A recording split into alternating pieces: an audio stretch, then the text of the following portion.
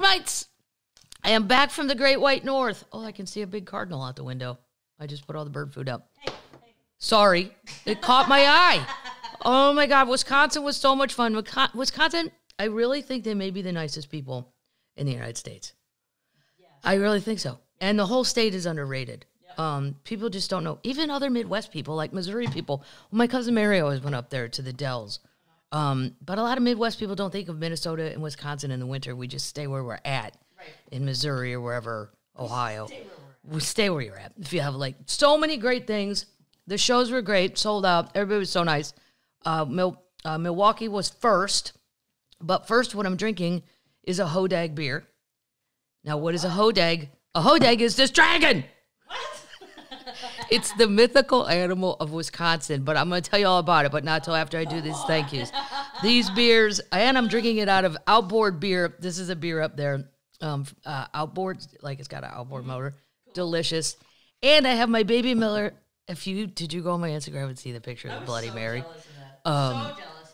Well, here's what's crazy. The Milwaukee Public Market, you should always go there. People are just walking around with those like it's normal. I'm like, it is not normal to be carrying a bratwurst, grilled cheese, cheese curds, a meat stick, and cheese whips all stuffed in a glass. But that's why I love that place. Yes. Nobody cares. No. There's just an agreed upon, we're all going to weigh 15 pounds, probably more than we should. Who gives a shit? It's freezing. It's I would weigh 400 because I would never want to go outside because it's usually cold. And there was 7 inches of snow that day. This is a Baby Miller High Life. And it comes for free with your Bloody Mary. That's their thing up there. You get a free little beer back. And I haven't had one of these probably since I would have tasted one of my grandparents or something. And I forgot how much I liked it. I like it? Mm-hmm. It's good. It's like throwback. It's very throwback. In the tradition of, I'd say, Pabst or Stag. Oh. Yeah. Remember those people? No, never had Stag. Had Pabst. Well, we're going to talk a lot about more Pabst in a little bit. I like your Spotted Cow, too. The Spotted Cow, I got so much of this backstage. The backstage stuff was the most ever. And I'm not that I'm asking for that, but just throwing out to Wisconsin, extremely generous, and they worked very hard. So I'm going to have a few thank yous. So if this part bores you, fast forward. Nice. But I think it's deserved because people worked really hard to get this stuff backstage. I got so much Spotted Cow. I got this 12-pack home and another one. I mean, if Delta ever opens my luggage, they're going to be like, who's going to tell Miss Madigan she should probably go to rehab? This happens every goddamn week with her, and you're not supposed to be doing it, and I'm doing it. So shout out to Allison and Rosemary for the Hodog beer and the stuff Hodog, and then I had to go learn, I wanted to learn what the Hodag is. Am I saying Hodag? Yeah, it's Hodag. Hodag. We'll do some shout outs. Then we're going to move it on. Milwaukee, because I take pictures of it because it gets confusing. Michael Palasak was the opener this time. A lot of people had asked who that was. That's Michael Palasak versus Michael Somerville. Michael Palasak, he's a tiny beer monster. Yeah. Not like Michael Somerville can be. No. But these guys brought... Paige and Katie and Kelly and Julie brought this is ranch creamy dip. I took the lid off. I haven't tried it yet. By the way, I made a special trip against my will to Walmart to get ranch ice cream, and they don't have it. What? I'll go again this week, but what did happen is Baby Cat got some new toys. Oh, wow. Oh, my God. Oh, it comes out like Cheese Whiz. Oh, awesome. Wow.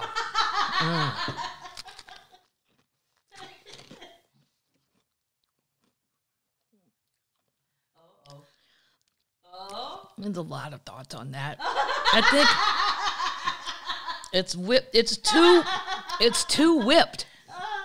I think it's called Flip Whip. It's called Flip Whip. Creamy ranch. I think it's, let me have one more bite. I think it's for the children.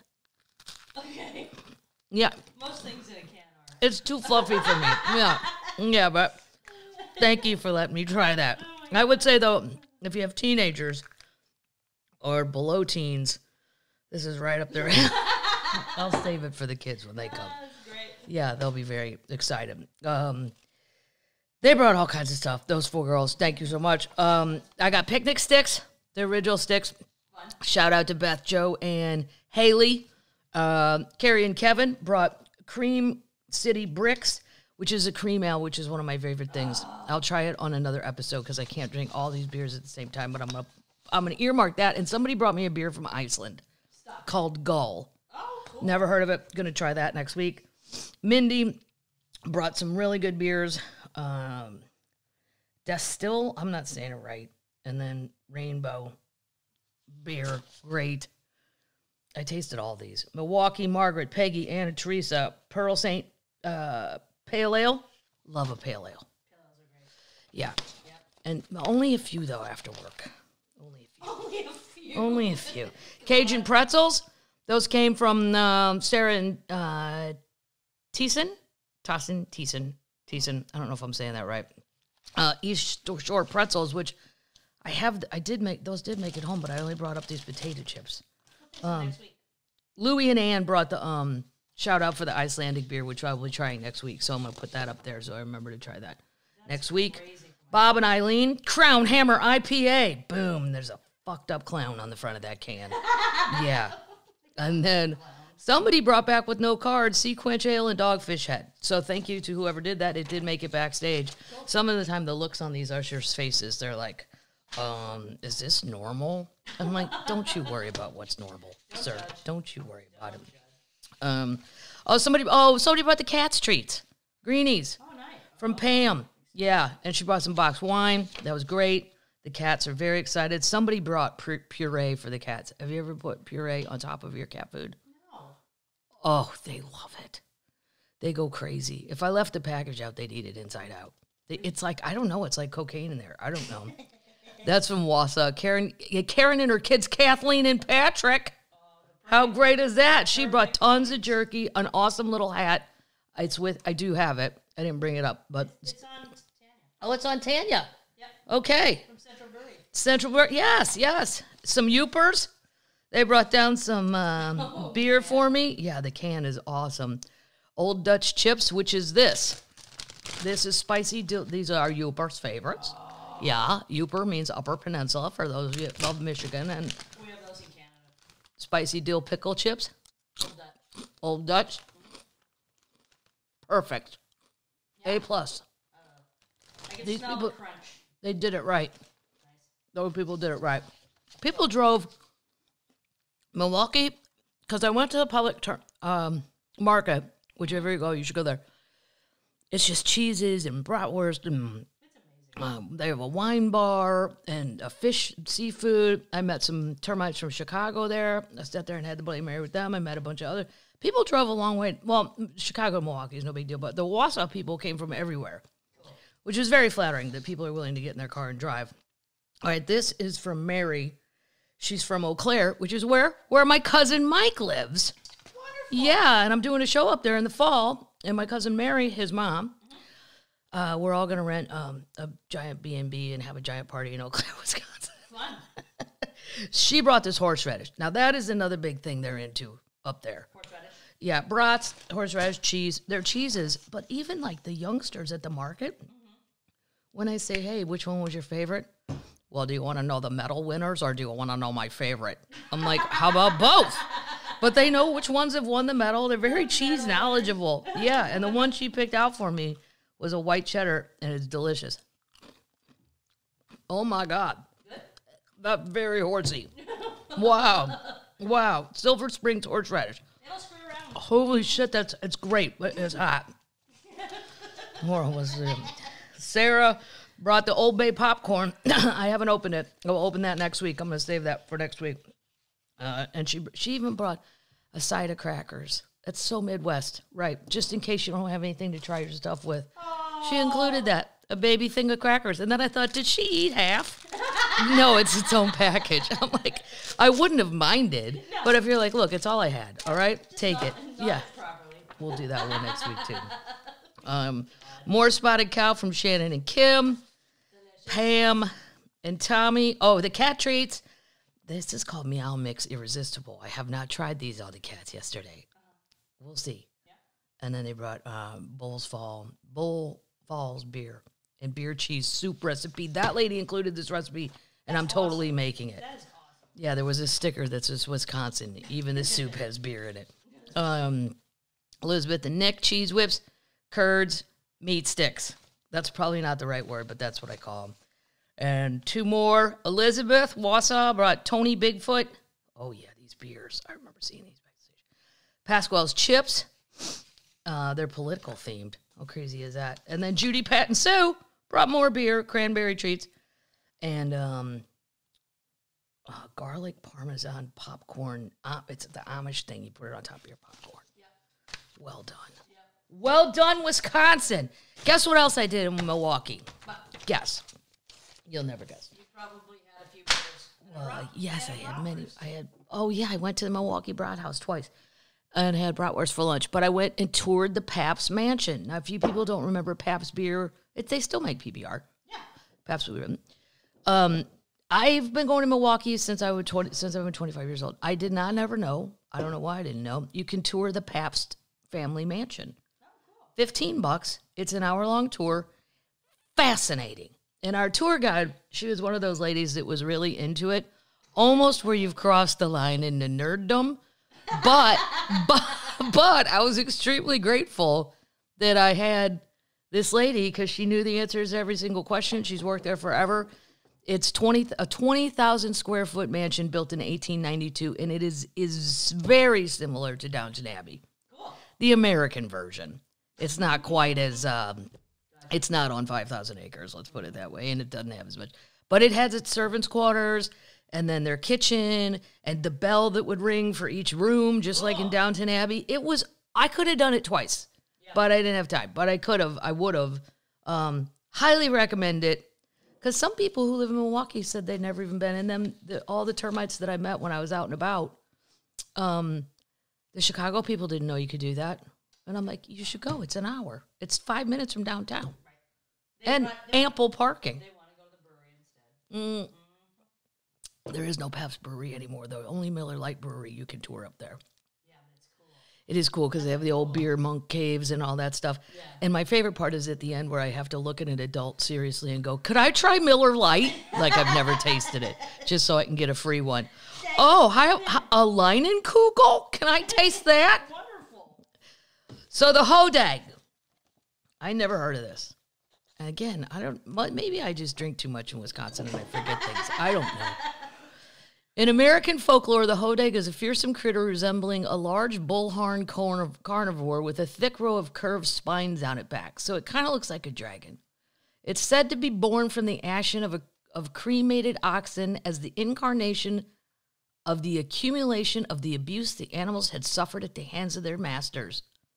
Oh, it doesn't sound very nice. Wow. The history of the Hodag is strongly tied to the city of Rhinelander, where it was claimed to have been discovered. The Hodag has been figured prominently in early Paul Bunyan stories. Well, that's hard. Yeah. This is the origin. In 1893, 1 year after the Pabst family mansion was finished, they reported the discovery of a Hodag in Rhinelander, Wisconsin. The articles claim the Hodag had the head of a frog, the grinning face of a giant elephant, thick short legs set off by huge claws, the back of a dinosaur, and a long tail with spears at the end. The reports were instigated by well-known Wisconsin land surveyor, timber cruiser, and prankster Eugene Shepard, who rounded up local people to capture the animal. The group reported they needed to use dynamite to kill the beast. A photograph of the remains of the charred beast was released to the media. It was the fiercest, strangest, most frightening monster ever to set razor-sharp claws on the earth. It became extinct after its main food stores, all white bulldogs. What? This is hard. This guy claimed to have captured another one in 1896, but then he said it was alive too, but then he had to admit it was a hoax because people were coming from the Smithsonian. I bet that'll scare the shit out of you. I was kind of kidding, man. Yeah, we're good. But anywhere. Rhinelander still calls itself the home of the Hodag, and they have a music festival. It's fun. That's cool. Yeah, it's a really cool looking thing. There's a giant statue in front of the Chamber of Commerce, and so there you go. Now I know. So that guy chickened out. All the Smithsonian had to do was announce they were coming. He's like, I'm sorry, I made it up. I'm sorry. Bye. All right, so moving on to update. Ralphie the Demon Bulldog. Ralphie, the demon dog of Niagara, has finally been adopted. What? Yep. Oh, boy. They finally honed in on Ralphie's perfect adopter, a man named Jason, who trains dogs professionally for the Department of Energy in Tennessee. Ralphie will join Jason's other pack of dogs, consisting of a French Bulldog, a Dachshund, and a German Shepherd. Whoa. Although the shelter originally specified Ralphie should go to a family without other dogs, they said through training the pup was able to get over his reactivity around other dogs. He was sent to a 6-week boarding and training program after a third adoption attempt did not pan out. They said Jason is uniquely qualified to care for Ralphie because his 2 dogs also had bite histories, and just like Ralphie before joining his household. He will provide him with structure and give him an outlet for all that Frenchie energy. Wow. Ron's Frenchie has energy for maybe 1 hour a day. Right. It's in 15-minute spurts. There's like 4 15-minute spurts, and then he prefers to sleep. Yep. I don't picture them. They call Jason a unicorn adopter. He's already dedicated a Facebook and Instagram accounts so fans can follow Ralphie's journey as he acclimates to his new family. I look to follow him. I can't find him. Ralphie? The children need to go do that for us. Help me out, kids. Put him on it. Yeah, there should be. I want the Instagram one. I don't really go on Facebook, all of that. And not as much as I go on Instagram. That's terrifying. He's also posted several updates of his life, including from a hike he took with the reformed whole jerk dog and pictures of the pup chowing down on a bagel. There you go. What a bagel. Ralphie has made it out. Yeah, for how long? Oh, I forgot Queen news. I think Jason will be successful. Really? Dachshunds can have, Patrick, my brother, and Ellie, they've had dachshunds, and they can really have minds of their own. They can be, like we used to say about Lukey, worst, best dog ever. Really? Lukey, he was hilarious, but he did whatever the fuck he wanted. There wasn't much training. Lukey. It was like having another tiny person in the house that was sometimes hilarious and sometimes just an asshole. So I think if he can train the German Shepherd and the Dachshund and another French Bulldog, he can handle Ralphie. I can't wait to hear the I need the children to go look. So many termites, too. I met 2 backstage. Those kids were nice. I don't remember their names, but youngsters. They introduced themselves as the children. And I'm like, you can come backstage and say hi, but there's 20 seconds left in this basketball game, and I need to concentrate. Just hang right here. I'll be right there. They were so nice. This is an update. This is Queen news that is ridiculous. Wisconsin, I'm disappointed because I love Wisconsin. Wisconsin first graders were told they couldn't sing Rainbow Land by Dolly Parton and Miley Cyrus because it was too controversial. The song is about accepting others. First of all, in first grade, no one knows what they're singing. No. So it doesn't matter if it's controversial. No, exactly. It's like one time in the car when my sisters, the twin girls, they were probably 9 or 10, and they were singing Despacito. And none of us speak Spanish, so I Googled the lyrics, what it all means. I'm like, do you have any idea what they're saying back there? Despacito. But it's all filthy. I was like, oh my God, you should be so glad this is not in English. No. But the girls don't know. They wouldn't have known if it was in English. The Beebs doesn't know either. No, the Beebs probably doesn't know either. Students in a first class in Wisconsin were excited to sing a song about coming together and love each other by Dolly Parton and Miley Cyrus, but school administrators said the song was too controversial. Preparing for their spring concert, a class of students at Higher Elementary School in Wisconsin, about 20 miles west of Milwaukee, they were planning to sing Rainbow Land. Sarah Schindler, a school parent, told the Times that her daughter was excited to sing the song, which she had never heard before. We love Dolly Parton, Schindler told the Times. However, administrators quashed the song.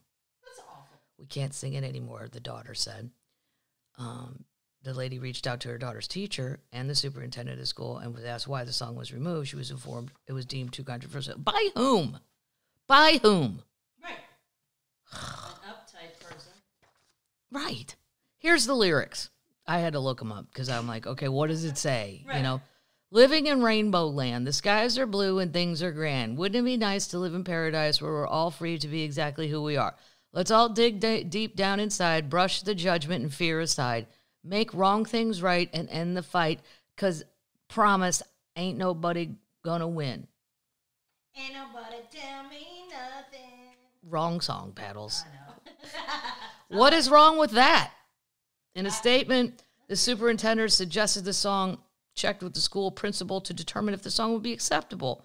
When the principal reviewed the song, along with the strict district policy about controversial issues in classrooms, they determined, you said the principal, who's they? Right. Mm-hmm. That the song could be deemed too controversial in accordance with the policy. Well, that's the 8 no fun people in Wisconsin. Yeah. Representatives for Partner Cyrus could not be reached or did not immediately respond. That's awful. Uh-huh.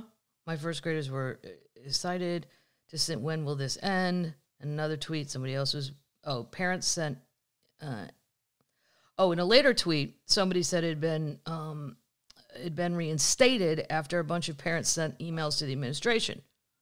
So we'll see. There's a lot going on. Well, I mean, who's got the time for this shit? Exactly. Those kids could be singing filthy things, and they wouldn't know the difference. We're the ones that'll know the difference, and if you could just check your brain and go, they don't know, who cares? Right. Schindler told the Times that the school board had a conservative flip in recent years and has since instituted some policy changes that have been causing some controversy in our community. Huh. Mm-hmm. Which community? It's Waukesha. It's 20 miles west of Milwaukee. Yeah. Yeah. Well, onwards and upwards. Dolly should respond. Yes. Or let Miley. She's always mouthing off. She don't care.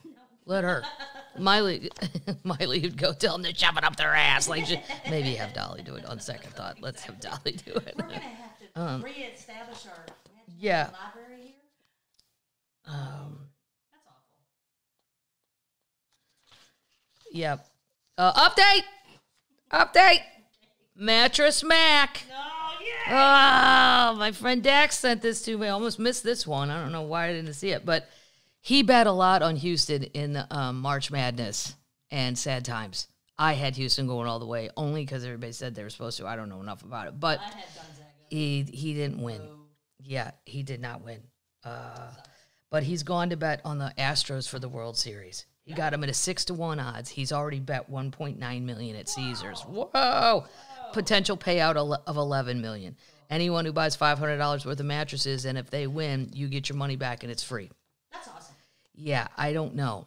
He says if you can follow him on Twitter. He's at Mattress Mac. I'm backing our Houston Astros 6-1. Buy $5,000 of furniture or mattresses, even discounted items. And if the Astros in it, your purchase is free. That's awesome. Yeah. He's just a positive force. I love that guy. Update. Now, this is an update from COVID when we all watched Tiger King. Remember Yes. Tiger Yeah, King? yeah. Carol Baskin? Yeah. Joe Exotic? Yep. I thought Joe Exotic was dying. Dying? I think he has cancer. He's in prison. I know he's in prison.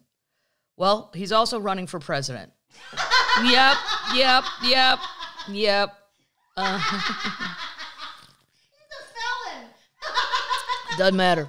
Not if you're from Florida. Joe Exotic, the controversial gay star of the hit Netflix series Tiger King, has thrown his hat into the ring for 2024 presidential race. Rainbow Land. Yeah. That man's crazy. Well, he's a real rainbow land, especially sitting next to this tiger with the stripes that look like a rainbow. God, that's great. Earlier this month, he took to Twitter to reveal that he had filed paperwork to run for president as libertarian candidate. Oh, God. On the FEC website, the so-called Tiger King is listed as a presidential candidate under Joseph A. Maldonado, his legal name. Yeah. If you've been following, you may wonder how he plans to run for president from behind bars. The out reality star is currently serving a 21-year sentence in a federal prison in Atlanta for his part in the murder-for-hire plot aimed at his rival Carol Baskin. Not to be dissuaded, he's insisted that he can exercise his constitutional rights from a prison cell. Yes, I know I'm in a federal prison, and you might think this is a joke, but it is not. It is my constitutional right to do this even from here. He went on to urge readers, put aside that I am gay and that I am in prison for now. Well, I think the prison part is probably the biggest problem. Also that I forget that I used drugs in my past and that I had more than one boyfriend at once and that Carol hates my guts. This all has not a thing to do with me being able to be your voice. What's his platform? Well, the libertarians are pissed because they're like, we don't need every weirdo jumping into our bucket just because. The Libertarian Party, Angela McArdle, slammed his announcement. She told TMZ that anyone can run for office as a libertarian. We are not a landing pad for former reality stars and D-list celebrities. Clearly you are. Well, I think you are. Yeah. Yep.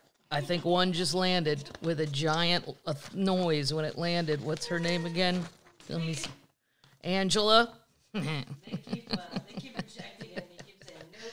When you see someone on Dancing with the Stars, you know they're coming to you next, Angela. They're going to run for president. I love that his first thing was gay. Nobody cares Right, about right. that, sir. Well, also that you're in prison, that you've done many drugs. I mean, there's other problems here. Update. Wow. I love America. This is just a tiny sports update because I'm interested, but I make it very short. This is so you can still keep a conversation going at a sports bar. Live Golf is the other golf league that's trying to compete with the PGA, and bitter, crabby, mean Greg Norman, who's still angry, so angry at the world, started it. The Saudis pay for it. Well, they're trying to be on TV on the CW. Right after One Tree Falls. Watch Patrick Reed throw a golf club. Remember when Live Golf was supposed to take over the sport? It's definitely not doing that with its television ratings so far on the CW network. According to the report, the ratings spiraled downward during its second event of the year at Tucson, Arizona. Live Golf scored a 0.14 key rating in the key demographic across 33 markets. Its worst performance than just 3 weeks prior. It can't last. Even I was talking to one of my friend pals about this, and he was saying, the Saudis do have unlimited money. There's no end. But even if you have unlimited money, at some point you're going to get sick of spending money flushing it down a toilet. Right. Even if you have all the money in the world, you get tired of flushing the toilet. Right. And I think their time is coming where they're just going to go, well, we tried. They need to buy a soccer team. The Saudis already have soccer teams. Here, they should, if they really wanted to get into it. Yep. Update! Oh, this is crazy. I forgot to do what we're watching, too. That comes at the end. No, I'll go backwards on that after this update, because then I have to go into news. Oh, no, I should be in Holy Shit, They Found It. Yeah. Oh, I have 2 updates. Okay. I thought I had this organized pretty good. I guess I didn't. Bed Bath & Beyond. So they're closing, but do you want to know what's going inside of the Bed Bath Beyonds? You mean People are renting the space. what? I think it's stupid. Churches. The brick and mortar, it should be churches. That's those pop-up churches and strip malls all over this country. Halloween costumes. Year round. Wait, I don't know if this is the one I wanted to read. Burlington Coat Factory people? Oh, boy. Yep. I thought that was going under. I did too. I haven't been in one in That should probably go under. 20 years. Yeah. So here's, wait. Which companies are growing? Sorry. So far, store opening announcements that have outpaced stores closure, the firm says, with Dollar General, Family Dollar, Dollar Tree, and top Five Below. Is that a sports store? Five Below? It's shit. Discount Gym Planet Fitness is opening about 200 new gyms this year, and they might take those spaces. I don't get it. I do not get it. I saw a giant billboard in Wisconsin for Planet Fitness. I also saw a billboard, and I did this in my act, so don't any comics think about stealing it. There was a billboard. This is the funniest thing I've ever seen, ever, on the way from Milwaukee to Wausau, and it said, whatever, Wisconsin, something along the lines of, whatever, Wisconsin, cannabis is legal in Michigan. And then there was a picture of like a tiny white curly-haired dog, like a poodle type something. And it had a birthday hat on with the string around his chin. Like a child's birthday. and it was stoned out of its mind. You can tell the dog's just like looking like, what the fuck? And I had to turn around. I'm like, what did I just see? Is that Michigan trolling Wisconsin? Why are you over weed? And why is there a dog at a birthday party? None of it makes sense, but it did make me laugh. Oh my God, I found it. We'll put it in the notes. Okay. Yep. Hilarious. Hilarious. The gym, Planet Fitness. I mean, I don't believe it. We gotta find a Planet Fitness employee. Here's some other places that might go in. Nordstrom Rack, Container Store. We got enough containers. Yeah, I don't understand how the Container Store stays in business either. Do you have a tiny plastic box? Thanks. It's like I've gone in there once and bought one thing, and I'm like, yeah, I think I'm containered up. I mean, once you get enough, you're done. Tiny plastic box. I want one with round edges. That's who's going in there. That's bizarre. They still, the old guys, still, the vice president still thinks Bed Bath & Beyond may not be able to, he thinks it may not be able to avoid bankruptcy or liquidation, which would lead to more vacancies. Yeah, there's going to be. That is so weird. I'm just saying, if I was in charge of business in this country, I'd be looking into Planet Fitness. I ain't buying it. I think something's weird. We got to get them all. What are we watching? Here's what I'm watching. Godfather of Harlem. It's so good. Vincent D'Onofrio and Forrest Whitaker, and I don't even know the lady who plays his wife, and it's about Harlem in the 60s and Malcolm X and all the drugs and the Italian mob trying to fight the black mob, and it's just wonderful. And I watched the first episode of Succession. Absolutely wonderful. Your boyfriend. My boyfriend, Brian Cox. I don't believe people talk to each other that way. I think the writers on that show are getting a little too snippy-whippy. Like, not everybody has these totally witty comebacks all day. But if you just go with it, it's fine. And the first episode of Yellow Jackets, but that's getting too weird. Yeah, it's getting weird. Yeah. Gotta reel that in. But Here's a bit of an update, because I like to do Elon and Mark Zuckerberg. Elon has he has decided Twitter, its value is $20 billion. He bought it for 44. Way to go. good job. You must be so proud. Wow, you only lost half the money. Good for you. Go for you. He's offered the social media company's employees stock grants at a valuation of nearly $20 billion. The reported valuation is less than half of the 44 that Musk paid to acquire the social media platform, pointing to a drop in Twitter's value. You know, I just don't know why. I don't know. I can't take him seriously. He's too crazy. He's a crazy person. Yeah. Yeah. He's too crazy for business. He should be in something more fun. Yeah. Something less, strict. Right. It's business. But there's publicly traded stocks. You can't just be some fucknut. Right. I mean, I guess you can. I don't know. At least we're past the check mark. But he's doing a lot. Yeah, the checkmark thing. Whatever. Check mark, blue, gold, I don't. Yeah. pay, don't pay. Holy shit! They found it. Man renovating kitchen discovers historic 400-year-old paintings. Stop it. They're on his walls. Really? A man renovating his kitchen discovered a 400-year-old painting of national significance on the wall of his home. Luke Budworth, 29 years old, was shocked to find the ancient friezes. I looked up how to pronounce that. Good for you. Yeah. At his home in Micklegate, UK. Hey, where do you live? I live in Micklegate. It is thought that the paintings may date back to 1660, older than the house itself. The first piece of the painting was discovered by kitchen fitters who were refurbishing his kitchen last year. Luke has since discovered more pieces to the painting that were found boarded up below the ceiling on both sides of the chimney. Experts believe the scenes are possibly older than the buildings on either side. Wow. I know, how crazy. And you could see them. Dr. Luke, a medical researcher at Leeds, said the first people to originally find it was the kitchen fitters who saw it under my kitchen cupboard. When they found it, I knew there was a parallel piece of wood on the other side of the chimney that could have the same thing. I never thought anything before. I thought there were pipes behind it. How cool is this? We always knew that there was an odd piece of the wall, but just different. But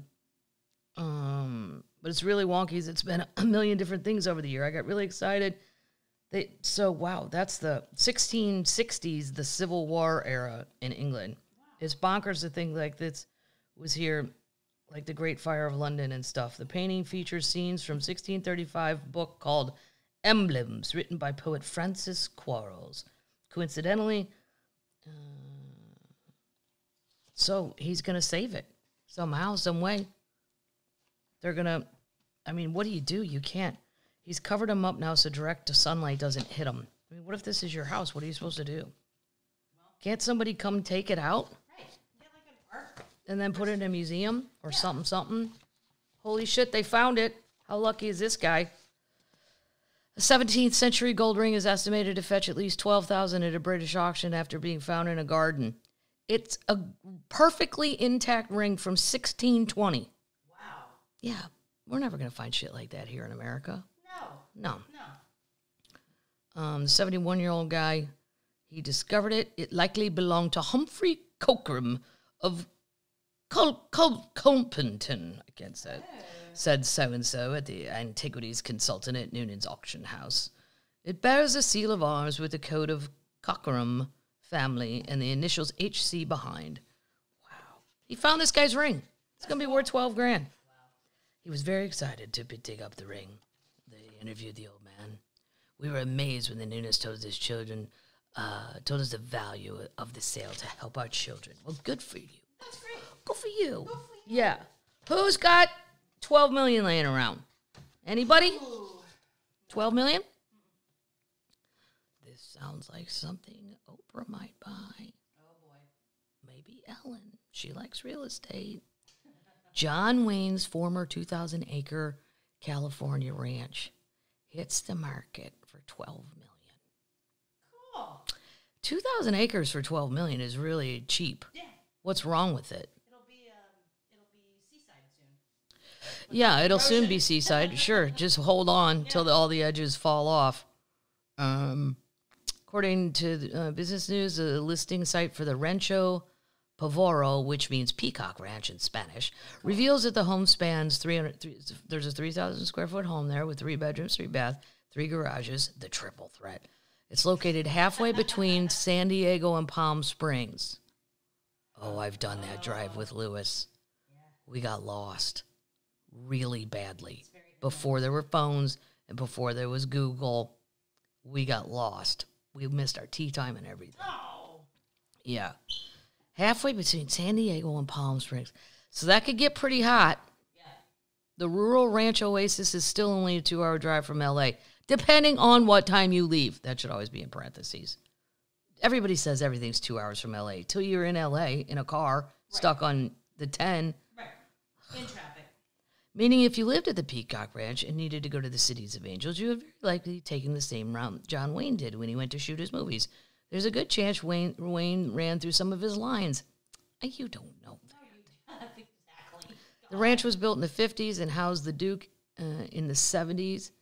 The vast amount of land with the property is reported that Wayne would invite guests to the property to go horseback riding, target shooting, and many other activities with the great outdoors offers.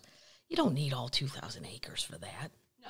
A good 200 would be fine if you want to go horseback riding. You also need a helicopter. Mm-hmm. Yep. He called the place home for many years. It's best suited for equestrian, cattle ranching, even a shooting range. The property has been used in the past as a place for retreats, which could be very good use of the real estate. Or start a cult. Right. Hey, want to start a cult? Yeah. A lot of cults. Yeah. They don't really have it doesn't. That's it. If you want to buy it, it's for sale. I'm good. It's not for me. It's too hot. I can't take it. No. It's too hot out there a lot of the time. You'd be inside all the time. This is awesome if this turns out to be 100% true. Okay. Previously unknown Jackson Pollock painting, possibly worth $54 million, was discovered during a raid, report Bulgarian authorities. Wow. In incredible news, Bulgarian officials say they discovered a previously unknown painting by Jackson Pollock. By the way, if you've never seen the movie Pollock, Ed Harris, who is my favorite after Brian Cox of all people on earth, plays Jackson Pollock, and it's a great movie. Never seen it. Really? No. It's phenomenal. I'll watch it.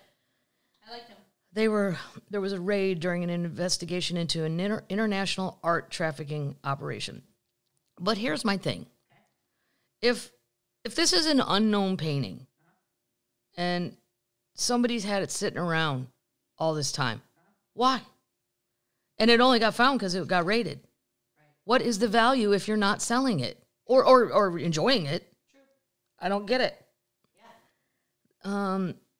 They said the raid targeted an organized criminal group that operated across Athens, Greece, and the Greek Isles of Sophia and Crete. 3 Greek citizens and 1 Bulgarian have been apprehended so far. The painting, in which the faint signature of Jackson Pollock is allegedly visible, has been turned over to expert. A preliminary examination suggests it's an original, uncatalogued work by the seminal American abstract expressionist from 1949.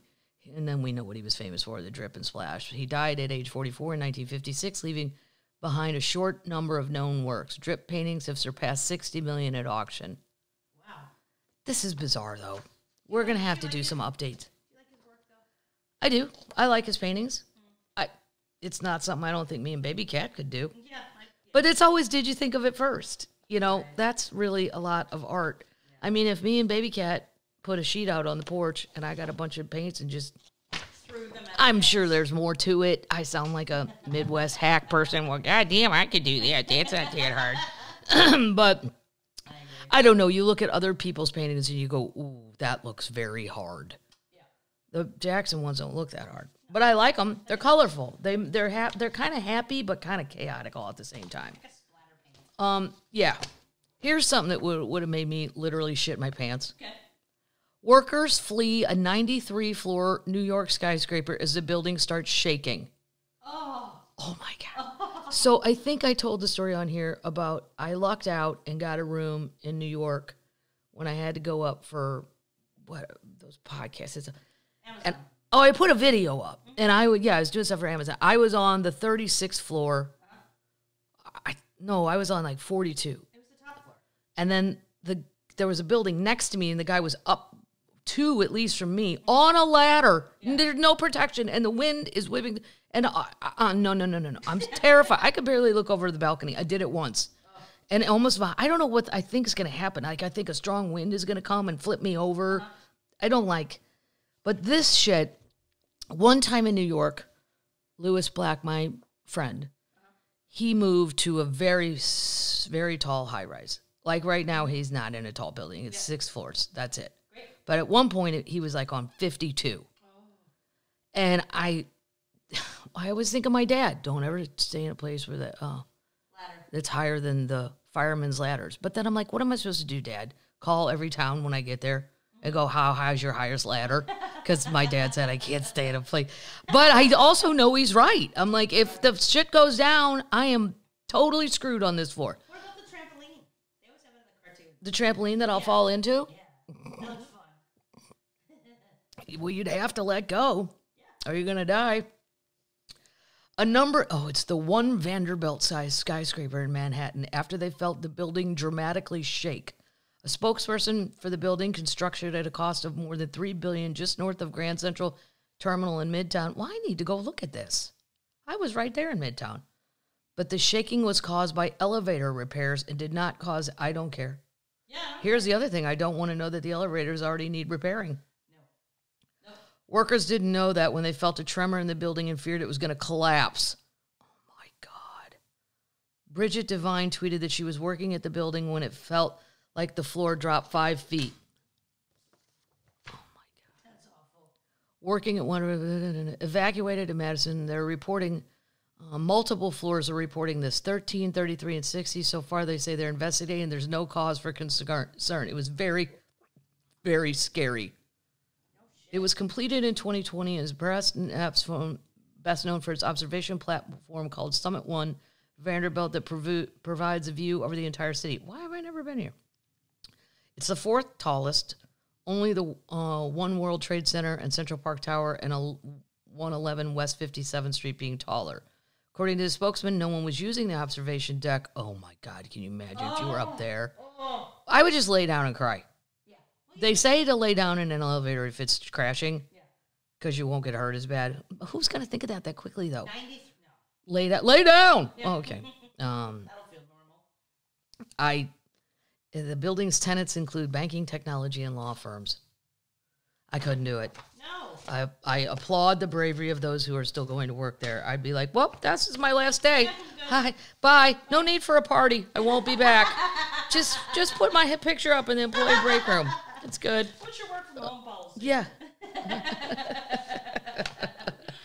Can we do a hybrid where I come in, but I only go on the first floor? Thanks. Yeah. Lobby. Oh, here's another one, too. I had two copies of this. Home Goods might take over the stores of Bed Bath & Beyond. We don't need any more home goods. Home Goods is another one that needs to get their shit together in the aisles. Yes. Like, oh, look, I'm looking at lampshades. Oh, how about 7 picture frames that are just set right here? Here's a ladle. I like Home Goods, but there are some where it look like they've been looted. Yeah. This is just a crime update. Okay. Who is fascinated with Lori Vallow and Chad, what's his face, Daybell? Remember the lady in Idaho who her kids went missing and then they were turned out dead? why. And he's a cult guy and she went with him. Well, she's been in a psychiatric institution. They're trying to prove she's crazy, so she's not responsible for anything. Right. You weren't crazy when you lied No. over and over and over. You were completely sane enough to know that you should lie Right. to get it, and you did lie. So I don't think she's crazy. What do we think about this? Death penalty. Well, here's the sad news for you, Paddles. Huh. You love the death penalty, and this judge ruled that no death penalty will be allowed. I mean, Prosecutors can't try her, but it's a good thing, though, because she didn't, as far as we know, actually kill them herself. I think he did it, the boyfriend. And if you didn't actually do it yourself, I don't know that the death penalty is, should. Yeah. well, Yeah. Yeah, we should vote. her trial's going to be in on April 3rd for you true crime people. I might go out there. You want to go out there and take your sign Yeah. and protest in front of the thing? Draw a little Canadian flag on it so you could get your shout out. Little maple leaf. We love the death penalty. We don't. Just some. Just some. You Westerners. That's right. Goddamn yeehaws out there. She's just going to be tried for probably life imprisonment. So, but that's something to look forward to if you're a true crime person. You knew your kids were going to die. Can we talk about Gwyneth Paltrow real quick? Can we talk about Gwyneth Paltrow? Yeah, I'm a little obsessed with all that because I don't know what's wrong with her face. Why does she keep making these weird facial movements like, and then to say out loud, Yeah. well, did this accident ruin your trip? Well, I lost a half a day of skiing. I know. You're a billionaire. Go every fucking Monday. And then to be so arrogant that you assume if someone physically bumps into you, they're automatically going to rape you. Who said you're that hot? You have a ski suit on. You both have snow ski suits on. Nobody's going to strip down and just rape. Because she's like, I thought, what was this? Something like groping? Is someone attacking me? I am starting to think, though, that he skied into her. Yeah. I am believing, but I think she got nothing else going on. She wanted to sue him for $1 so that all this would happen. And she's in the newspaper. She's on every website all day long now. I think she wants to clear her name. Clear her name. She did admit she left the accident. Right. Because she had basically assistants. She hired ski instructors for her kids. And the only reason they said that she did that is because you get to cut the line deal. Yeah. And then this accident occurs. She leaves and tells the instructors to deal with it. Right. Which is against the code of the mountain. It's against the code of the mountain, which guess what? This Midwest person would know nothing about that. Nothing about the mountain. No. In St. Louis, we created this place called Hidden Valley Ranch. Well, it was something. Hidden Valley. They make salad dressing. I know. It was Hidden Valley, Snow Mountain. And me and all my friends went when we were like 18. It had just opened. None of us know how to ski at all. Like, we don't even know how to put them on. We don't know anything. Oh, good. But then I looked around, and I always think of my dad because he's a lawyer, and I think of insurance claims, and I think of what could happen. And as I was putting on the skis, I realized no one in this room knows how. No one. Not just me. No one knows how. and we're all going to do it. And then we're all going to go on that ice mountain because it hadn't been snowing enough. So they were shooting the snow out of the thing, and then that freezes, and the later it is at night. It's a skating rink. Yeah, I went down once. I mean, I hit probably 10 people. When they were asking Gwyneth, did you stop? I'm like, I wouldn't have had time to stop at all the people I hit. That was like sorry, buddy, just keep moving. And then I sat on my ass and went down the rest of the hill. Good idea. And I never did it again. Oh, I did it at Boise, Idaho, and I fell there too, and I lost both skis and one pole. At the end of the accident, all I had left was one pole. And all I was worried about is, do I have to pay for those rental things? It's shocking. Or will somebody find them for me with a snowmobile? Can I pay somebody to do that? It's probably cheaper than... I didn't have any money. I was working at the Funny Bone, like a middle act. I didn't have money for any of it. Anyway, I think she's going to be found not guilty. Gwyneth. Yeah, the guy seems a little... He seems to wander. Well, he didn't report it till 3 years later. That's problematic. Exactly. And then, I don't know. I haven't seen enough of it because I didn't know it was on YouTube till just today. I've just been watching clips. So many... The best things are on Amazon and YouTube. Yeah. Yeah. All right. This. California, as my aunts would say it. California, you're getting your $128 billion high-speed train that can hit speeds up to 200 miles an hour that could soon take you from Los Angeles to Vegas in 2 hours. Wow. That's phenomenal. That's amazing. That is exciting. That's a reason I wish I still lived there. We can fly to LA and take it. Yep.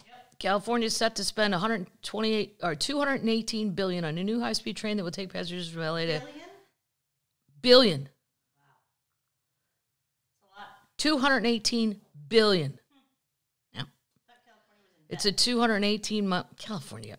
But nobody's economics makes sense. The whole country, America, here's our debt, here's our deficit. Well, let's give these people some money. We don't have any fucking money. You just said we don't have any money. California, every 4 years. We're so broke, we're gonna have to do this. And then I don't understand government enough. I don't Do you want a high-speed gambling train or? well, a high-speed gambling train or education. I vote for the train. I'm a train. I need to get to Vegas. Let's put the kids on the train and I'll teach them math at the craps table. There's a way to make the train educational. And then I'm going to teach them harder math at blackjack. And then I'm going to get them into some Pai Gow poker with my friend Lorene. She can teach them that. There's going to be a learning experience across the board. We're going to go to shows at night. You're going to learn about the Blue Man Group. You're going to learn about impersonators. We're going to go see an Elvis, a Michael Jackson. And then maybe some kids want to do that it's a wonderful educational tool. Yes. Yeah. Weed out the addicts. What else can I teach them? Catch them young. Well, I have my friend Kana at the Mirage teach them about hospitality and how to manage acts and how to take care of performers. There, that's a job. Exactly. Hotel management? Bartending. Yeah. So great. I'm in. Yeah. I vote for your train. I can introduce them to Boys to Men. They're usually riding around the backstage on their little motorized scooters laughing their asses off. They're so nice. And then I think, saw one go by and I'm like, was that a... Because I'm the late show, they're the early show. that a boy? I'm like, was that a boys to a men's? Bzzz, with a Z. Speaking of education or something fun, that's the next story. And I'm obsessed with the next one. But anyway, 218-mile rail system constructed by Brightline will use bullet trains that carry 1,200 passengers and reach up to speeds up to 200 miles an hour. It starts to set construction this year, meaning services could be operational by 2026. Wow. Some speculate that the train will not run until between 2030 and 2033. So it could be 10 years. I say that. So what? You'll be retired. Hopefully, yeah, I'll probably be retired. I'll call my friend Bob and Clark, make them go with me. Yeah. They claim that it'll reduce carbon dioxide emissions by 400,000 tons as bullet trains are powered by electricity. Trains are expected to leave every 45 minutes from downtown LA Here's the problem. for a station located on the Vegas Strip. They need a power grid before they can do that. They need a power grid before they can do this? Yeah. You know what? Nobody likes paddles. A buzzkill. Okay? The power grid fails. And you're going to put in a high-speed... Well, maybe they're going to put... Well, hold on. Let me see.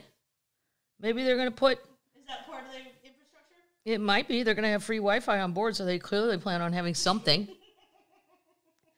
You're going to have a wide selection of food and beverages, check luggage, and hotel check-in services. Oh, wonderful. It was supposed to be finished by 2020, and now engineers have lost hope for that. COVID. Yeah. You can blame COVID. Everybody else does. Well, I don't know how they're going to get the power. I'll look into it. Some Republicans have referred to the bullet train as the hot mess express. Californians have lost faith in this project, and the legislature has lost faith as well. It's very frustrating. Why doesn't Vegas pay for that? 35,000 new jobs. Vegas should chip in for sure. Mm-hmm. We're delivering you people. Yeah. Yeah, and you know when I lived in LA, I was never really there. I shouldn't even say I lived. My stuff was there for 20 years, but everybody would argue, should we drive to Vegas or should we fly to Vegas? Every single time I'd go, I'll tell you what, I'm going to go on Southwest, and I'll race you to the front door of the Mirage, and whoever wins is buying food all weekend. You'll never win. No. People always go, it's so much faster in the car. No! Even with one accident. Yeah. There are other people involved. God. Yeah, the bullet trains are coming. Speaking of, what are we spending our money on? If you've seen my act lately, you know I'm kind of obsessed with the governor of Alabama, Kay Ivey. I love her. I disagree with probably 99.9 things that come out of Kay's mouth, but I really want to go drinking with her. She's highly entertaining. And I do have it on a source that she does drink. Great. Yeah, she looks like an old bourbon type, like lady, old grandma that's going to get into some. She'd just pour whiskey in a glass, no ice, and just Hot whiskey. which is something I just can't. I can do it. Alabama Governor Kay Ivey sends education dollars to build a water park. What? What did you just say? A water The park. tweets on this and the comments are so funny. Oh my God. They are 47th. Some people say 49th in education, because I do jokes about that in my act. Now, not that my state's that much better. Missouri was 37th. We've got a ways to go as well. But we're not like Last. almost last. Yeah. Kay Ivey, Water park. from afar, Montgomery Whitewater. It's whitewater rafting. Now, if I'm an Alabamian, Wonderful. Yep. yes, I want whitewater rafting Uh-huh. over another school. Over literacy. But I'm not the education person. You shouldn't be talking to me. I don't know what the children know or what they don't know. We don't need no book learning. No. My nieces and nephews seem fine. They're fine. Wow. So stupid.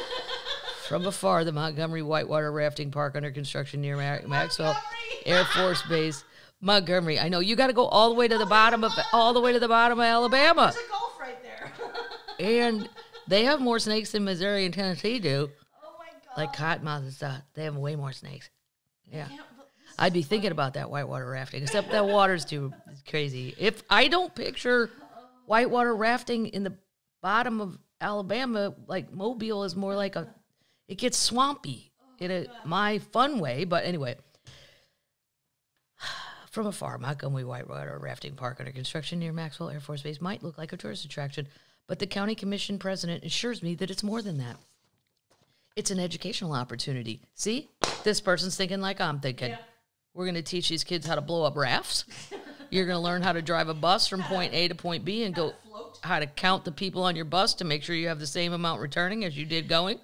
There's going to be engineering opportunities out there for the students. Okay, true. Opportunity students not only have jobs, but learn about careers and have opportunities they would never get to see. In the last couple of days, I've read almost every written word in the local press about the development, but it's the first I've heard of its educational offerings. He's right, and it will create jobs, but how about we don't get into whitewater rafting until we make it to 40th as dumbest? Yeah. Let's climb 7 spots. Let's set goals, tiny goals. Oh my God. And you know who's battling all this? Huntsville, Alabama, which is a home of NASA and has the actual smartest people in the United States. Uh-huh. Maybe they want to raft. Some of them. Yeah. I would go whitewater rafting here, even with the snakes. I would do it. Okay. Oh my God. Wait till you hear the end of this. It's so confusing. It's not just going to be an amusement park type of place. So far, the project centered around one long rafting ride and financed with more than $50 million of public money, has run behind schedule and ran over budget. If Kay Ivey has her way, you will support this too. This week, Ivy gave lawmakers her proposed budget for $2 million. They have $2 billion surplus in educational funds in Alabama. This is why you're 47th in education. You don't know how to use your $2 billion. Right. At least $331 million of that would go to projects and expenses unrelated to schools and teachers and classrooms. Among those is the $25 million for the Montgomery County Commission for Economic Development. But wait, it gets complicated, but here's where it gets really crazy. Where Kay Ivey isn't really saying what she wants to do with that $331 million. Okay? She says, the guy said there might be other things too besides the water park, but when I asked him what those would be, he was short on specific. Kay Ivey's office won't come out and say it, but they want Alabama lawmakers to approve using education dollars to build a water park or perhaps a hotel or a restaurant next to it. But here's the thing. You can't tell any of that from what Ivy gave lawmakers this week. You can't tell what a lot of other things are on Ivy's wish list either. And lawmakers are scratching their heads. You probably have some of the same questions we do. The Alabama Senate Education Budget Chairman was equally stumped. There are a myriad of items in there which I'm not familiar or aware of. I have no knowledge. The governor's office had better come clean. Ivy could come clean from the start. If she thinks funding a struggling Whitewater Park is more important than education, she should make that clear instead of sneaking it into her budget. Rather than shoot straight, Kay Ivey tried to take us for a ride. Now she's going to get an educational opportunity instead. Whoa! You know what? If you have $2 billion, you have enough for both. Yes. Let Kay have her whitewater rafting fantasy. I'd love to see her. Yeah, maybe it'll be a tourist attraction. Get some money into the state. Come on. What? In Montgomery? Well, the problem is Montgomery's pretty far south. But Yeah. I don't know. Maybe people from Mississippi will go. They need to put a Buc-ee's down there. Yeah. Put a Buc-ee's there, and then you go. Well, I have the perfect answer for Graceland, too. Because Graceland, Elvis's home is on one side, and then the museum and all that. And then the old gift store is abandoned, and there's a 4,000 square foot spot right there. Cracker Barrel! Right. Yes. Because right now your choices are to eat at the hotel, which is fine, but you might want to just go get, a Cracker Barrel breakfast. Chicken and dumplings. Chicken and dumplings. By the way, Cracker Barrel, risk your own life with this. They're now serving sangria. Oh, gross. I'm like, wait, you went from no alcohol to sangria. Why don't we start with a nice Cabernet? They have beer, too. I want to tell you guys what happened to Quiznos. What? Part of my business section. Oh, God. Business of your day-to-day life. I'm going to think of a title. Children, help me think of a title for my business section. Because my business information is easy, and it's only about stuff that you see every day in your life. It's not about hard, invisible things. Everyday business. Boring. I know. Hi, welcome to today's show. It's our everyday business section. Okay, I can't wait to see what comes. By the way, I was supposed to go on Good Morning America. I couldn't get up there. You couldn't? Yes, I couldn't. Okay. I have an obligation to Boston, Yeah, you do. and I'm not going to be late. Good for you. Yeah. Yeah.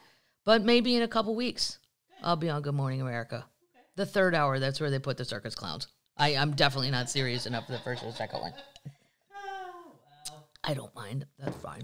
You can say hi to Gail. Is she on Good Morning America? Jesus. Gail? I don't.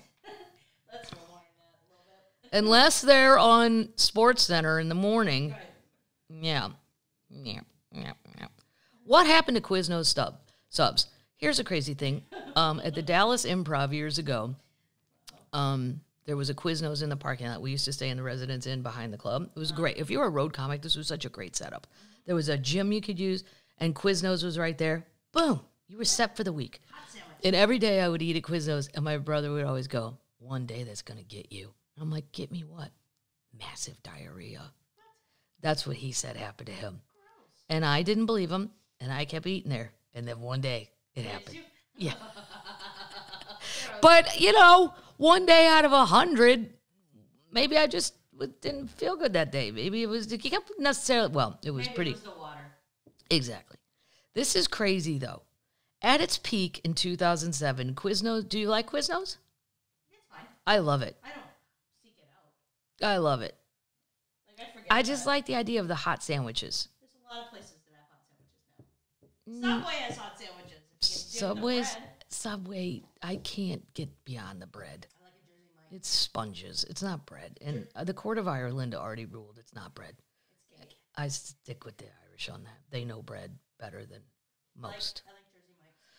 Jersey Mike's is great. I'm going to do on that Buying Wednesday that Danny DeVito is telling me to do because I do believe they do that. Today is Buying Wednesday. Oh, well, then today I'm going to go do that. We gotta go do that. I'm definitely going to go get my turkey and whatever Swiss. At its peak in 2007, the Quiznos franchise had close to 5,000 locations, was doing $2 billion in revenue. Fast forward today, they have less than 200 stores and can't stop the bleeding. That's crazy. That is crazy. To go from 5,000 to 200. It was started in 1978. I didn't know that, by Jimmy Lambatos and Todd Disner. They started a fine dining restaurant in Denver called Footers, which later became the first Quiznos location. I thought Quiznos was a little too hard to say, too. Yeah. For fast food. Mm-hmm. How about Quizzies? That's better. Right? That was the problem. The name. Or Zeno's. But Quiznos, I don't know. You can't. Maybe. Why it was named that? Well, it doesn't say yet. I don't know. No, I mean, we'll figure that out for next week. Yeah. People loved, initially, people loved the idea of the toasting the sandwiches. That's what I liked. Yeah, It was really good. Doing so not only melted the cheese on the sandwiches, but also enhanced the flavors. When they began franchising, they became the first business to toast at this scale. This is why they call it the home of the toasted sub. That's straight. And then we don't need to go through the distributors and all that. The beginning of the collapse. Franchisees were mandated via national promotions to offer low prices, but they had to pay above market prices for their goods and paper goods. Well, there you go. You can't ask people to buy one and then overcharge them for all the shit and then tell them they can't charge any more for the sandwich. Right. You're going to bust out your franchisee people. True. To make matters worse, Subway entered the toasted sub game in 2004, says Paddles, which destroyed pretty much the only moat Quiznos had. Despite this, it was still able to grow, eventually hitting 5,000 stores in 2007.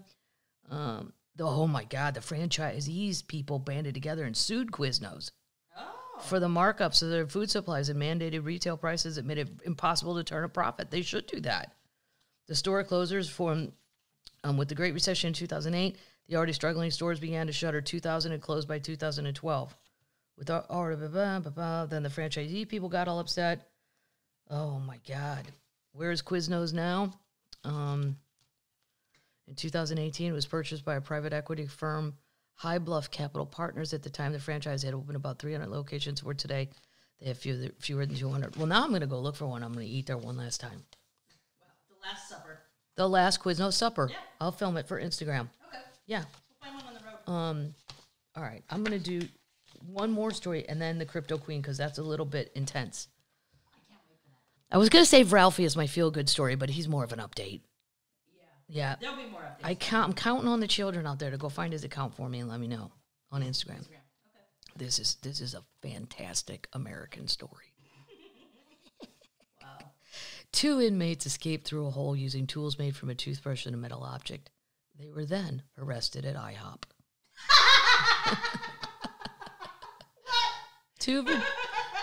Why would you? IHOP's not that good. No, it's not. IHOP's always fine.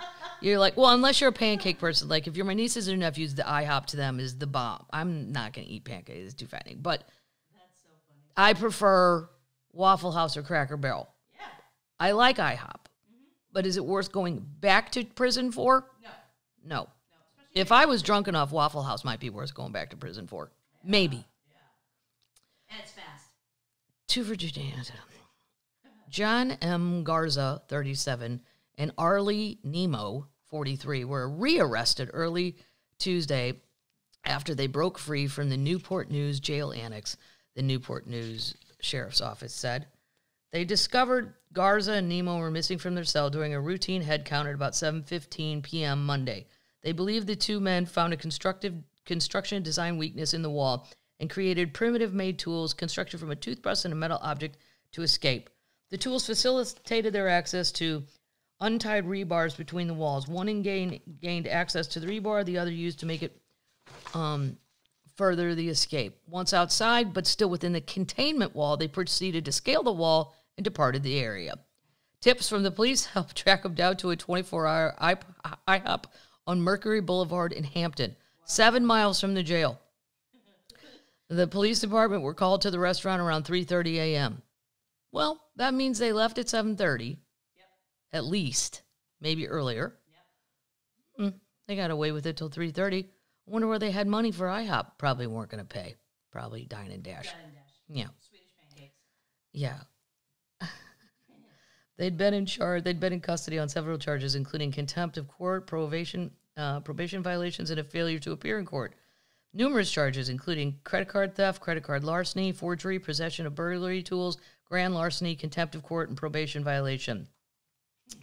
The charges related to their escape are pending. A criminal and internal investigation will also be conducted as the sheriff's office works to prevent an escape from happening again. I mean, That's funny. I know you got to eat, and you don't have a car, so it would be weird to walk through a drive-through. That would raise some eyebrows, I would think. Aren't they wearing jumpsuits?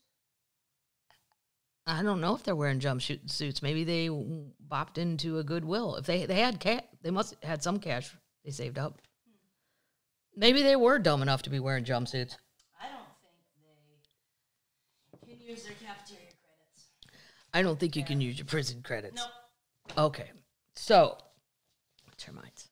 Now, I've been listening to this podcast, but I knew about all this before, and then I found the podcast because I had a long drive in Wisconsin.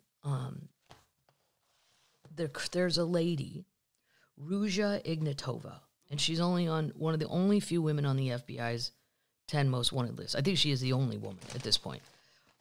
She was a crypto queen. She's been missing for quite some time, since like 2018. Oh, wow. She has a daughter. Pre-COVID. I didn't understand how she stole the crypto. Like, there's different ways to steal it. Like the Canadian kid, the one Canadian guy, the one that's supposedly died in India, he just created a fake exchange. Right. So you thought you were buying Bitcoin or Ethereum or Litecoin, but he had made all that up. Right. That's one way to go about it.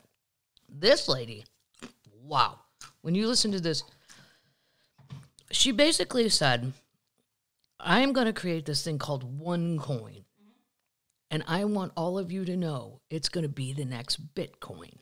Okay. Now, at the time, it's not available for purchase in the general public on any exchange. Like if you go to Coinbase or any crypto exchange, you see all the coins that are available for purchase. Hers never appeared there. OneCoin, it was very cult-like. And it was like, you're getting in on a secret that nobody else knows. And if you invest in OneCoin right now, when it does go public, you're going to be bananas rich. Wow. Crazy rich. And then once they got you in, you were only able to buy like a little bit more at a time. They'd make it seem like it was very elusive and there's only going to be this opportunity at midnight. Well, people fell for it. And it's sad because like there's a Scottish lady in the one episode of the one podcast, and she talked her friends and family into doing it. No. But here's the thing. It was never a real coin. It was completely made up. It had no blockchain. That's why the smart people started going, well, it doesn't have a blockchain, which basically is a ledger. I know this sounds weird if you don't know anything about all this, but just trust me. It's like saying I have a ledger. Right. Jody put in $20. Mickey took out $50. Susan took this. That's the ledger, the blockchain. There's no ledger. So nobody knows, there's no blockchain. So nobody knows how much money Ruja has been receiving. How much is Ruja spending? How much did, Mary from Scotland put in? It's a mess. Wow. So I don't, I'll read the first couple pages if you want to hang out for this. She's a German citizen born in Bulgaria. She's 42 years old. Her father was an engineer and her mother was a teacher. She's young. Yeah, she's got a young kid. That's why I kept Googling and going down rabbit holes. Where is the daughter? Right. She has one kid. Well, there's an addition to this. We think we may have found her, which is astonishing because I thought she was dead for sure. Because there's a shit ton of people that want to kill her. Yeah. Yeah. In in June 2016, when cryptocurrency was an emerging buzzword, and investors were scrambling to cash in, Ignatova called herself the crypto queen and touted her company OneCoin as lucrative rival to Bitcoin in the growing cryptocurrency market. In 2 years, nobody will speak about Bitcoin anymore, she said as investors applauded and whistled. I'm not even sure these events were real. The more you listen to this podcast, I'm like, we could all fake an event. You could have a picture of me, well, not me, because I'm on stage for real, but somebody, a picture of you on stage somewhere, and there's, 200,000 people in some ballroom in Vegas. The whole thing could be photoshopped. Right. And we could put video to it. I'm not even sure these things ever happened, but they don't have enough people. 16 months later, from 2016, when she was having these big giant hoopty-haws, she boarded a plane in Sofia, Bulgaria, and vanished. She hasn't been seen since. So in 2018, she's been missing then some. Authorities say OneCoin was a pyramid scam, defrauded people out of more than $4 billion, as Ignatova convinced U.S. investors in the U.S. and around the globe to throw fistfuls of cash at her company. Federal prosecutors describe OneCoin as one of the largest international fraud schemes ever perpetrated. She's now one of the 10 most fugitives on the FBI list, alongside with gang leaders and murder, and is the only woman currently on the list. Of the 529 fugitives on the FBI's list since it launched in 1950, she's just one of 11 women. Wow. Yeah. Wow. Bad girls. That's crazy. Bad girls. Ignatova and her partners conned unsuspecting victims out of billions of dollars, claiming that OneCoin would be the Bitcoin killer. In fact, OneCoins were entirely worthless.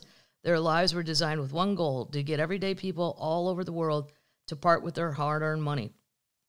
Since she disappeared in October of 2017, her face has been plastered on the FBI website and across major news outlets worldwide. She's also one of the most wanted fugitives in Europe. At the bottom of her FBI wanted poster is a note. Ignatova is believed to travel with armed guards and or associates. She may have had plastic surgery or otherwise altered her appearance. Okay. How are you going to do that if she did that? Facial recognition, is that going to be correct anymore? Let's say I went and got a crazy nose job. Eyes? Pupil scans? Retinal scans? Yeah, but she probably never submitted herself to a retinal scan. I have, because I have clear at all international airports. Boom. I know. It doesn't really work that good.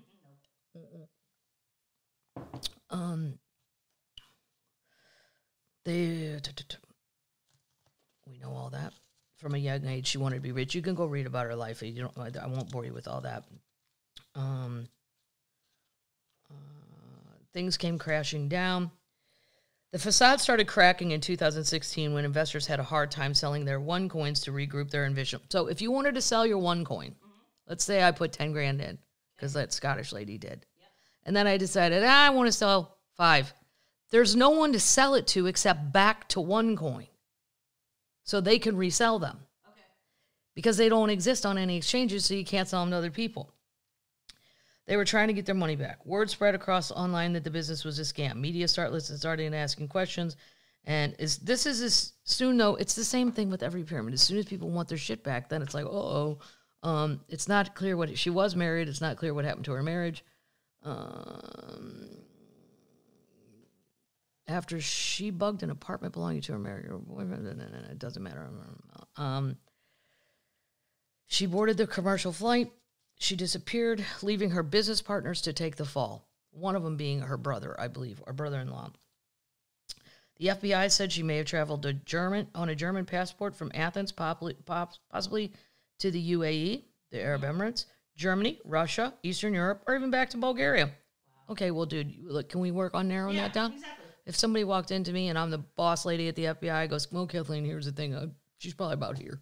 Right. Okay, get out of here. Yep. Come back and give me 2.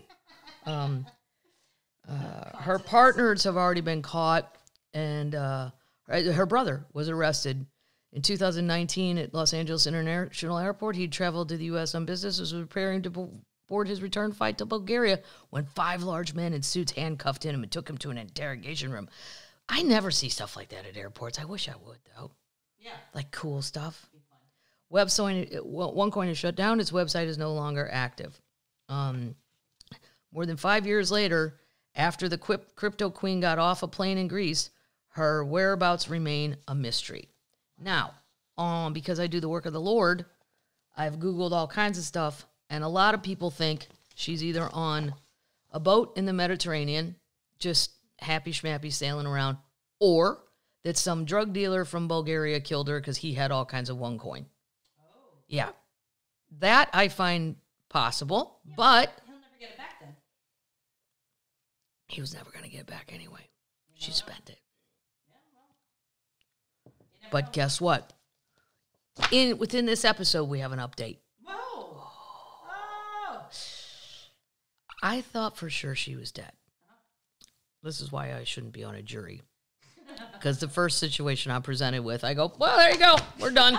And then I'm like, oh, wait, maybe she's not dead. Maybe she is in the Mediterranean floating around on a fancy yacht. Because you can do that. But port to port to port, here's the problem with that. People get tired of living on yachts. And they get off those yachts. Eventually. Yep. Yes. Nobody can be on a boat forever. Missing crypto queen Ruja Ignatova found alive after vanishing 5 years ago. Whoa. Yeah, but here's the thing. God damn it, this article didn't print out right. You know what? I'm going to save this update for next week. Oh. Well, I can't really read it. But here's the thing. We don't really know she's alive. Okay. I'm not going to... I'll leave you hanging. It's a teaser. It's a teaser. Because there's some activity in London that has suggested she's alive. Oh. Mm-hmm. I don't know. I will save that. I'm sorry to disappoint you on that one. But first, if you want to, now I will put a warning, a sleepy warning on the it's a sleepy warning. Okay. The missing crypto queen, that's the name of the podcast. It's kind of slow. It's the BBC, so it's a little slow. And I usually count on the BBC being way faster and to the point, and they edit well. But this one's a little flowery, and it can drag on at times. So if it's a late night drive, I'd suggest you turn on music, not that. Do this one when you're wide awake. Okay. Because it's interesting. It's just a little slow going. Gotcha. I'm a little disappointed in their editors didn't go chop, chop, bang, bang. Let's get this thing moving. We'll put it in the show notes. We'll put it in the show notes. Now, termites, before I leave you. Big announcement today. Big announcement today. The pre-sale for all the fall dates is tomorrow. So the code is wine. And pre-sale, you don't have to... You don't... Today. Oh, today, sorry. And it's called... the code's wine. You don't have to be a member of a fan club or nothing like that. Just... Put in wine. Just put in wine. It's free. Pre-sales are just if you want the better seats. Yep. The general on sale is on Friday. Yep. In the immediate future, I'm going to Foxwoods Casino and Boston, 2 shows at the Wilbur. And then Durham the following Friday and Saturday. What a treat that is to be in the same town 2 nights in a row. Yeah. Never happens. And then Ponte Vedra, Florida. 2 shows there. Charleston, love it. 1 show there. Santa Rosa, California, and Wheatland, California. Oh, yeah. That's like Sacramento. Here's the fall cities. Let's see. I'm out of beer. Sucks. Lots of beer right in front of you. Yeah, but I drank all those. Well, I only had 1 and a tiny baby. Here's where we'll be going in the fall. I don't know if this is in this order. It is in the order. Yep. Okay. Atlantic City, the Borgata, Boise, Idaho, Egyptian Theater, Reno, Nevada. I don't need to say the theaters. You guys will figure it out. Hershey, Pennsylvania. Fun. I haven't been to Hershey in a long time. It's a fun town. It really does smell like chocolate. It does smell like chocolate. So nice. And the Hershey guy, the real man named Hershey, was one of the most wonderful people that ever existed. Created a wonderful town for everybody, but not like a colored thing. Right. He had an orphanage, because there were lots of orphans back then. He was just a great guy. Look him up sometime. Pittsburgh, Cleveland, Eau Claire, Madison, Wisconsin, Chicago, Illinois, Richmond, Virginia, Charlotte, North Carolina, Des Moines, Iowa, Kansas City, Boom, boom. That's home. Barbecue. Well, my state. What? Barbecue. Virginia Beach, Virginia, Washington, D.C., Fort Worth, Texas. I haven't been to Fort Worth in forever, because usually it's Dallas, Austin. Fort Worth is fun. People don't think of it as quickly as they would think of, Dallas or something. It's a lot of fun. Houston, love it. I would be down at Ninfa's in 2 seconds. St. Louis, home. Nice. Yeah, that date stands alone on the weekend. Yeah. There will be no other shows surrounding that because it is chaos. Denver, 2 shows at the Paramount. Eugene, Oregon, Portland, Oregon, and we wrap it up before Christmas. Before Christmas. Seattle, Washington. The Moore Theater, which I love because it has the coolest bar in the bottom part. It is fun. It's not really the bottom part, but, you know, that level. Okay, termites. And then this summer, well, I have some gigs. The Hampton Ballroom, In New Hampshire. the Cape Cod Melody Tent. Yeah. Yeah, right. Yeah, Vegas. yeah, and the Borgata. Oh, yeah, Vegas is in June. I keep forgetting that. The Mirage. Yeah. Hopefully it won't be 128, but it will be. I don't know. I'm kidding. Every time I'm like, yeah, maybe I'll golf. No, I don't want to die today. Nope, it's too hot. Because Ron would always go, why don't you get your ass up early? Oh, I'm totally capable of that. I'll be out here at daylight at 6 o'clock, and by 7:30 it'll be 119, and I'll fall over. That's no way to spend your day. 12 hours. All right, guys, that's it, termites. It was lovely meeting all the ones that I ran into out and about in Milwaukee and Wausau. In Boston. See you in Boston. I can't wait. My friends Mark and Nicole are coming because their daughter plays hockey up there near somewhere. That's what all my friends do. I've lost all of my adult friends because their kids play sports. I won't see them until their children fail miserably or become professional athletes. There's going to be nothing in between. We can't just do this shit for fun. No. No, their kid's great, though. Sydney's a lot of fun. And she's a very good hockey player. And she's on the team that's the first time this school's ever had a team, girls team. So that's great. Anyway, anywho, that's really all I got, termites. Chowder. We'll report back. Do what? Chowder. Chowder, I know where I'm going. Well, I've got 2 places to get my clam chowder. And then, I don't know. My brother at one point goes, you sound like such a tourist. Okay. Where's the great chowder in mid-Missouri? Correct. Yeah, bad. It's not there. No. I'm in Boston. They've worked really hard to perfect really great chowder. Why wouldn't I eat it? Because I don't want to seem like I'm a tourist? I don't give a shit. Who cares? Bring me back. I mean, I'm technically not a tourist. I've been going there since I'm 25, but it doesn't mean I'm not tired of their chowder or their lobster rolls. No, they have wonderful food. And I like my bar where I go drink there. All right. Oh, Jesus, I'm going to set these papers on fire. Are those lit? Oh, my God, the papers are hot. God, we could have had an incident. I got an eye on you. All right, termites.